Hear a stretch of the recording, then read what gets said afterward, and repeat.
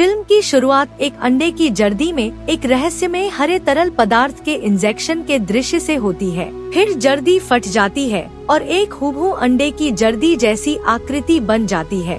फिर यह Hollywood walk of fame पर पहुंचती है, जहां सेलिब्रिटी एलिजाबेथ स्पार्कल, डेमी मूर पर ध्यान केंद्रित किया जाता है। समय के साथ साथ प्रशंसकों का इस स्टार के इर्द गिर्द मंडराता तांता लग जाता है और बाद में लोग एलिजाबेथ को एक उपेक्षित व्यक्ति के रूप में देखने लगते हैं। एलिजाबेथ स्पार्कल इट अप नामक एक टीवी एरोबिक्स शो होस्ट करती है। जब वह महिलाओं के कमरे का इस्तेमाल नहीं कर पाती तो वह पुरुषों के कमरे में चली जाती है और किसी के आने की आहट सुनकर छिप जाती है। एलिजाबेथ नेटवर्क के अध्यक्ष हार्वे डेनिस क्वाड को एलिजाबेथ के 50 साल की उम्र पार करने के बाद उससे छुटकारा पाने की बात करते हुए सुन लेती है।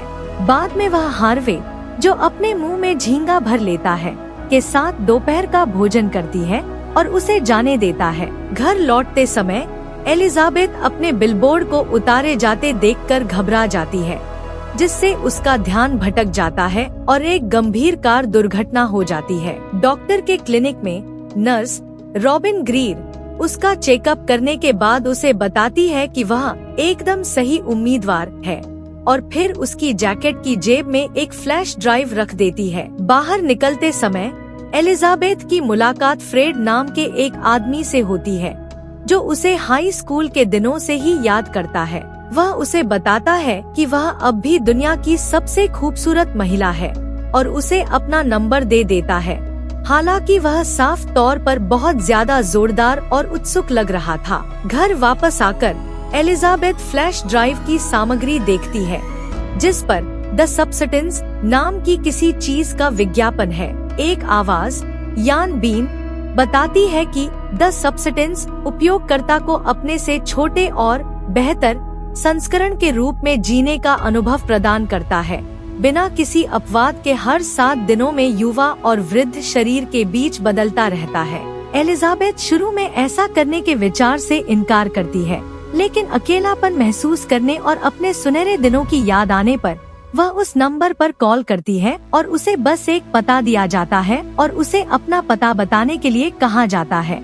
एलिजाबेथ को एक पहचान पत्र मिलता है और वह उस पते पर जाती है, जो एक गुप्त इमारत की एक अंधेरी गली में है। उसे अपना नंबर लिखा एक डिपॉजिट बॉक्स मिलता है और वह उसे खोलती है और अंदर 10 सब्सटेंस पाती है। वह घर लौटती है और खुद को पहले इस्तेमाल किए गए हरे तरल पदार्थ का इंजेक्शन लगाती है। थोड़ी देर बाद एलिजाबेथ दर्द से जमीन पर गिर पड़ती है, जबकि उसकी पीठ में एक बड़ा सा चीरा खुल जाता है।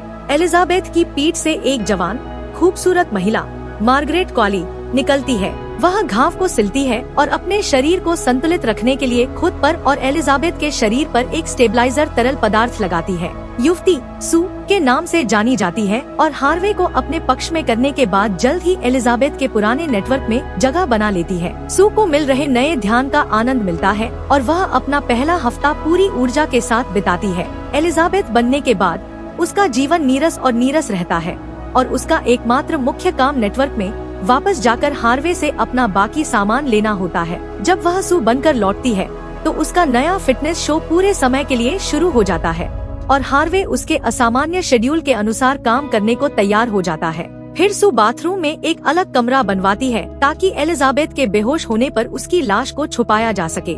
इस शोर से गुस्साए पड़ोसी को शिकायत होती है, लेकिन जब उसे पता चलता है कि एलिजाबेथ नहीं बल्कि वह एक खूबसूरत युवती है तो वह पीछे हट जाता है और सू पर डोरे डालने की नाकाम कोशिश करता है। सू अपनी शिफ्टिंग से कुछ घंटे पहले रात के लिए बाहर जाती है। वह ट्रॉय ऑस्कर लेसेज नाम के एक लड़के को घर लाती है, जिसके साथ वह सेक्स करना चाहती है, लेकिन उसकी नाक से खून बहने लगता है क्योंकि उसका समय खत्म हो चुका है। थोड़ा और समय पाने की चाहत में सू एक स्टेबलाइजर ट्यूब को रिसाइकल करती है और एलिजाबेथ के शरीर से और तरल पदार्थ निकालती है ताकि वह ट्रॉय के साथ रात बिता सके। जब एलिजाबेथ जागती है तो उसे पता चलता है कि सू के रूप में बिताए अतिरिक्त समय ने उसके दाएं हाथ को बूढ़ा और बीमार दिखने लगा है। वह 10 सब्सटेंस के नंबर पर कॉल करती है, केवल यह बताने के लिए कि प्रभाव अपरिवर्तनीय है और उसे संतुलन का सम्मान करने की आवश्यकता है। और जब सू अभी भी एलिजाबेथ है तो उसे एक अलग व्यक्ति के रूप में नहीं देखना चाहिए। अपनी रिफिल किट लेने के बाद वह एक भोजनालय में जाती है जहां वह एक बूढ़े व्यक्ति क्रिश्चियन एरिक्सन को देखती है, जिसके हाथ पर उसी तरह का जन्म चिन्ह है जैसा उस नर्स का था जिसने उसे 10 सब्सटेंस की सिफारिश की थी। वह उसे डरा देता है जब वह उसे युवा रूप के नकारात्मक प्रभावों के बारे में बताता है।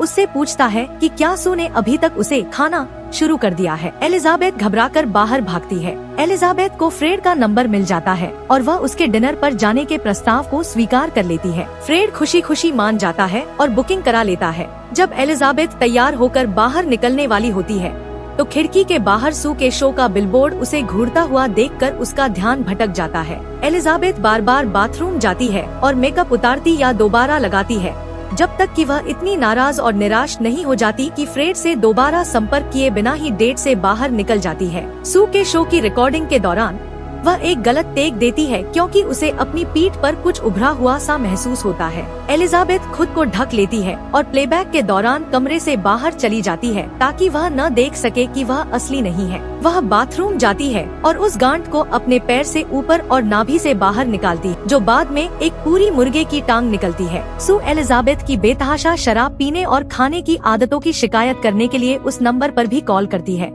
जबकि सू के पास अपनी जिंदगी का आनंद लेने के लिए भी समय नहीं है। बाद में सू स्टूडियो जाती है और पाती है कि उसके शो की रिकॉर्डिंग रद्द कर दी गई है। जब वह हार्वे से मिलने जाती है तो हार्वे उसे बताता है कि वह इतनी लोकप्रिय हो गई है कि वे उसे नए साल की पूर्व संध्या पर एक विशेष कार्यक्रम की मेजबानी करने के लिए कहते हैं।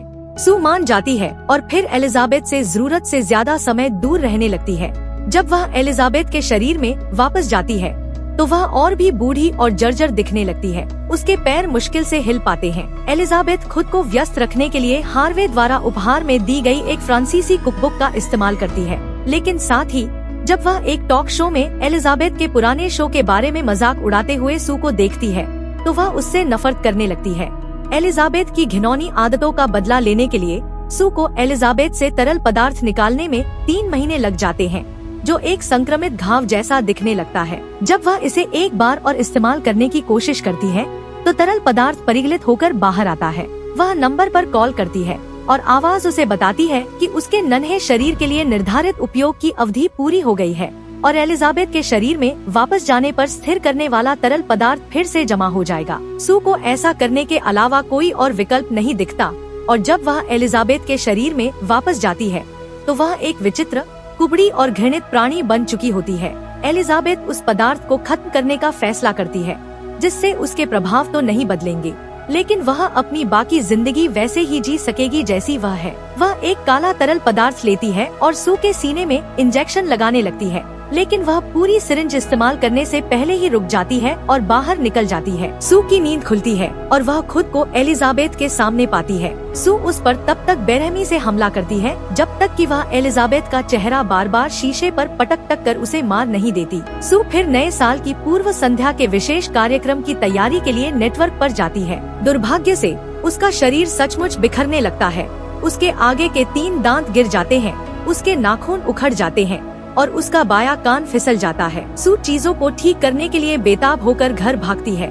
तभी उसे एक्टिवेटर द्रव की एक शीशी मिलती है जो केवल एक बार इस्तेमाल के लिए बनाई गई थी। यह सोचकर कि इससे एक और बच्चा पैदा होगा, वह मॉन्स्ट्रो एलिसासू नामक एक बेहद घिनौने जीव को जन्म देती है, जिसके कई लंगड़े दांत, स्तन और पीछे की तरफ एलिजाबेथ का हांफता हुआ चेहरा है। मॉन्स्ट्रो एलिजाबेथ के चेहरे को टेप से चिपकाए एक पोस्टर में लेकर नेटवर्क पर वापस जाता है और उसे सू की ड्रेस में फिट कर देता है। जैसे ही मॉन्स्ट्रो मंच के पास पहुंचता है, उसका चेहरा उतर जाता है और दर्शकों, यहाँ तक कि कुछ बच्चों को भी उसका भयानक रूप दिखाई देता है। हार्वे मॉन्स्ट्रो पर हमला करता है और माइक स्टैंड से उसका सिर उड़ा देता है, लेकिन सिर फिर से बन जाता है। उसका हाथ गिर जाता है और दर्शकों पर खून का फव्वारा छोड़ देता है, जिससे पूरा कमरा लाल गू से भर जाता है। मॉन्स्ट्रो स्टूडियो से बाहर निकलने में कामयाब हो जाता है, लेकिन वह ढह जाता है और बिखर जाता है। उसमें से एक मांसल पिंड निकलता है जिस पर एलिजाबेथ का असली चेहरा लगा हुआ है। वह अपने वॉक ऑफ फेम स्टार की ओर रेंगती है, खुशी से ऊपर देखती है और कल्पना करती है कि उस पर चमक बरस रही है। एलिजाबेथ आखिरी बार मुस्कुराती है, इससे पहले कि वह एक गू के गड्ढे में विलीन हो जाए। सुबह एक फ्रिज साफ करने वाला उपकरण उस गड्ढे को धो देता है, जिससे एलिजाबेथ का कोई निशान नहीं बचता।